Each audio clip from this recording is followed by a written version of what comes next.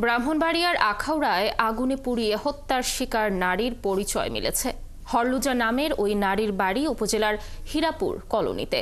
প্রাথমিকভাবে আটককৃত ব্যক্তির কাছ থেকে জানা গেছে মেয়েকে বিয়ে দিতে রাজি না হওয়ায় তার মাকে হত্যা করেছে সে।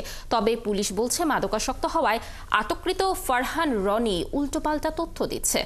জালালউদ্দিন রুমির তথ্য ও ছবিতে দেখুন প্রতিবেদন।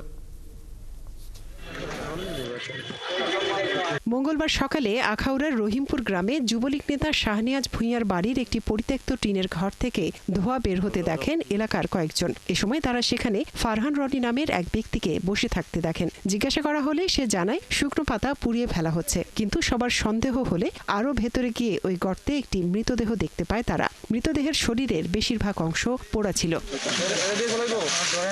এ সময় রনি রেগে গিয়ে তাদের ওপর হামলে পড়ে। এরপর গ্রামের আরও লোকজন ঘটনাস্থলে ছুটে আসে। পরে পুলিশ এসে রনিকে আটক করে। এরপর তার দেয়া তথ্য অনুযায়ী পাশের একটি জমিতে লুকিয়ে রাখা নিহতের কাটা মাথা উদ্ধার করা হয়। টিনের চালের ভিতর থেকে ধুমা আসতেছে, তো সেই ধুমা দিকে সন্দেহমূলক এই বাড়িতে একজন ছেলে থাকে, এরাই নিজের বাড়ি এরিয়া। তো বলছে কি আমার তো রাত্রে দুইটা রাজা গেছে, তুই কি দেখছিস নি?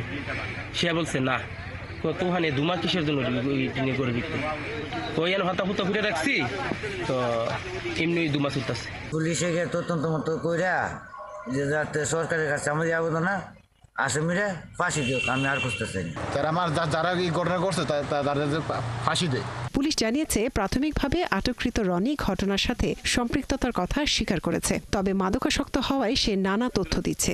ঘটনাটি গুরুত্বের সাথে তদন্ত চলছে বলে জানিয়েছেন আখাউড়া থানার ভারপ্রাপ্ত কর্মকর্তা।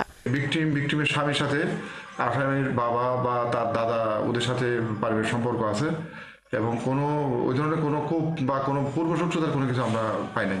দ্রুত এ হত্যার প্রকৃত রহস্য উদ্ঘাটন ও দায়ীদের বিরুদ্ধে ব্যবস্থা নেওয়ার দাবি জানিয়েছেন স্থানীয়রা। মনিরা কাজুরি, ৭১।